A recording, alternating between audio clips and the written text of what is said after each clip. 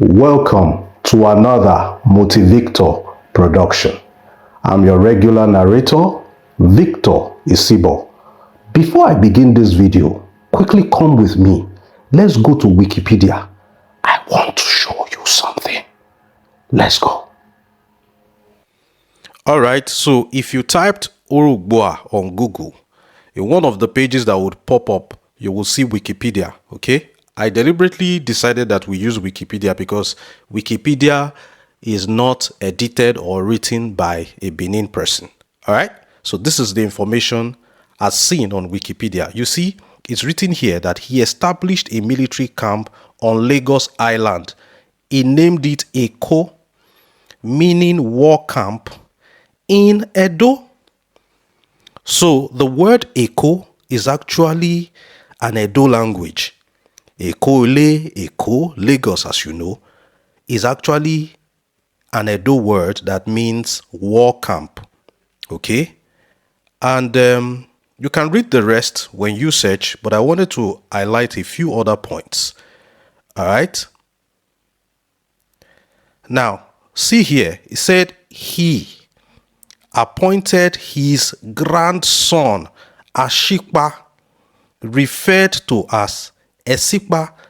As you watch this video, I will bring more clarity to this, okay? As the Eleko of Eko, giving him authority over the camp and its inhabitants. He also appointed a viceroy, Ashikpa, to oversee the community and collect tribute.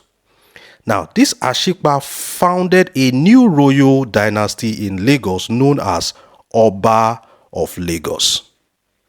Now grab your popcorn as you watch the full story of how Lagos was founded. Welcome back from Wikipedia. But for the sake of the doubting Thomases, let us hear from the horse's mouth. The Oba of Lagos has something to tell us before I begin this video. So tell us about the relationship between the Benin and the Eko people. Yes. The first Oba of Lagos is a male descendant of Oba of Benin and very close person to him. He's sending money mission here, and that's why we have a song. Omoko ni wa o awa ki shomo abidanu. Ode bini nobi baba awasi oba lobi sibe kin share eyin gbo. That's any at the installation of any oba. That song is always there, and anybody wants to be a chief or anything oba at that enowa. When we finish the ceremony, we do like this. That thing we are doing, they are saluting the Oba of Benin. We do like this. That thing we are doing, they are saluting the Oba of Benin. You have read from Wikipedia and you have heard from Oba Akiolu, the King of Lagos. Now it is time for you to hear from me, Victor Isibo. Here I am introducing you to ORHOGBUA, Achilles' son, who was the most formally educated Oba of Benin, of course, until Akenzwa II of the 20th century. He was educated outside Benin, perhaps at first in the bishopric of the offshore island of Sao Tome, then later in the metropolitan capital of Lisbon. He was trained with an eye on his ultimately becoming a Catholic priest. He was still overseas when Achilles, his father, died. And then he was crowned as Oba ORHOGBUA.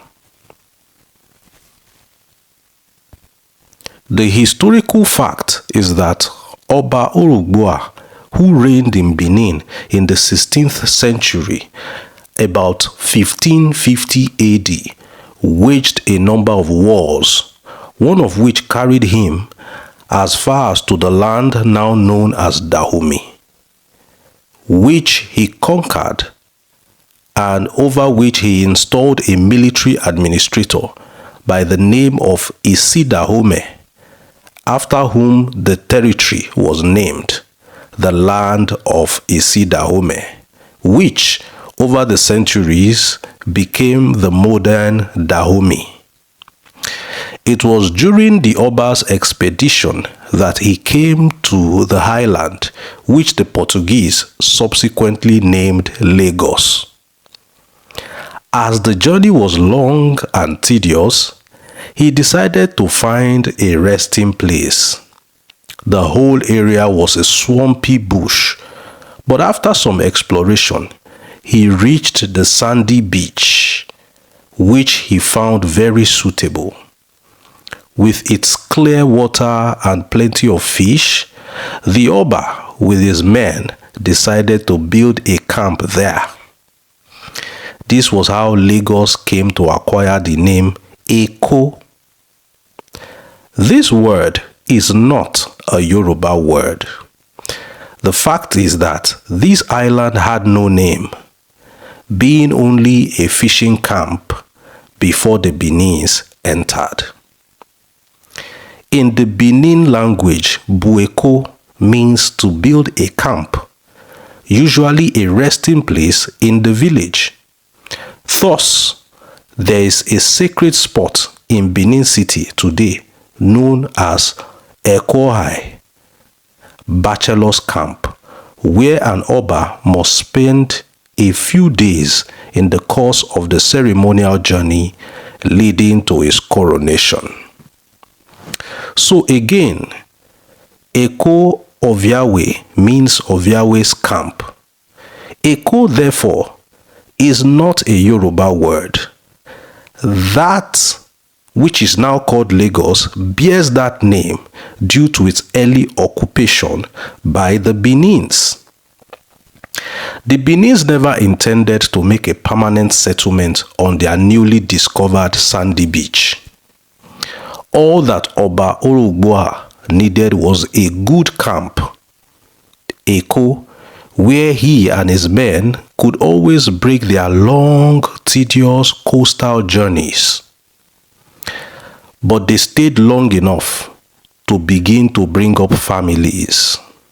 In fact, the Oba is believed to have stayed there for about 12 years, most of the time fighting and acquiring territories by conquest before he returned to Benin.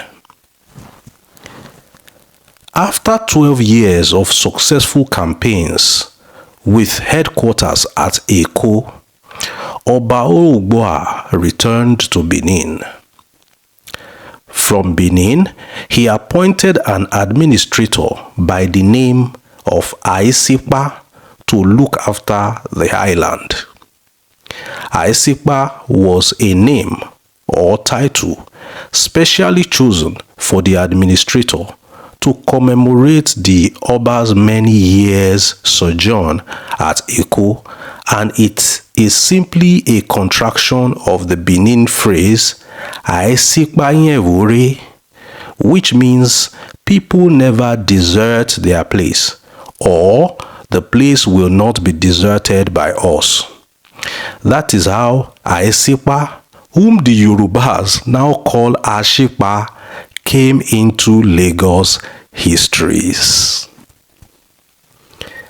Bajulaye is an important Lagos title, but it only reminds us of Oba Zohaye of Benin, the chief who was sent to Eko with Aisipa. Enabere Street in Lagos has its origin in Onuabe in Benin City. When Aisipa died, his remains were carried to Benin for interment. He was the grandson of the Oba, and he was succeeded by Edo, or Ado, as the Yorubas now call the name. The early settlers, apparently Yorubas from the interior, never went beyond the mainland. They stopped at Ebute Metta or Odeido. The settlers stopped at Ebute Metta. Odeido or Ido on the other hand, is like the name Ado, which is a corruption of the Benin phrase Odedo, meaning the road to Benin. It is simply a corruption by the itinerant fishermen of the Benin phrase they picked up from the Benin people, who always pointed towards the mainland whenever they referred to the outward route. There could be no denying the fact that it was OBA ORHOGBUA in the 16th century who founded what is now Lagos Highland. It is equally a historical fact that on his return to Benin after many years, he appointed one of his grandsons by name Aesipa to look after the affairs of the place. And it was this man who laid the foundation for the administration of Lagos. Finally, Aesipa, on his death, was succeeded by his son, Edo. It should be noted that OBA ORHOGBUA, during his conquest, had conquered one chief Olagwe, now known as Amakpetu of Mahin, in Mahin, as well as Olofin in that campaign. The reign of OBA ORHOGBUA is marked with the expansion of the empire westwards. Thus, Eko, which is now known as Lagos, and Badagry were founded. He established the monarchical rule in those places and placed his own representatives to rule them. He established the first Oba of Lagos. It is said that during the Oba's long sojourn in Lagos and Badagry, some parts of the Eastern Empire were in rebellious states, which was quickly suppressed by the war general Ezomo Agban, who was dispatched to Agbo in 1577. The appearance of British explorers like Windham in the year 1553 in this part of the world took place during ORHOGBUA's period. He introduced the European-type cooking salt to Benin Kingdom. At the close of the reign of OBA ORHOGBUA to that of Ehegbuda lived Agban, one of the most prosperous and renowned warriors of the Ezomos of Uzebu, Benin City. 2 years after ORHOGBUA's arrival home from the wars on the sea coast about 1577, he found out that most of the Obis of Ika and others on the other side of the river Niger were in a state of rebellion and neglecting their usual tribute to the Empire of Benin. ORHOGBUA therefore dispatched Agban the Ezomo to each of them with a sharp lesson and bring them to their senses. It was indeed the longest expedition which Agban had undertaken, and it lasted over 2 years. But it was successful, for he captured their towns one after another in the form of depredation. Ogbueka, the name which was changed to Agban, corrupted to Agbo after the conqueror's name by the order of the Oba, was the first captured. So now you know a brief history about the Oba of Benin's role as a founding father of Lagos, and also that of AGBOR and Dahomey. I hope you learned something from this video. If you did, give this video a like, share it with everybody, especially your Lagosian friends. And please subscribe, because there's more from where this one came. I remain Victor Isibo. I'll see you in the next one. Until then, it's bye for now.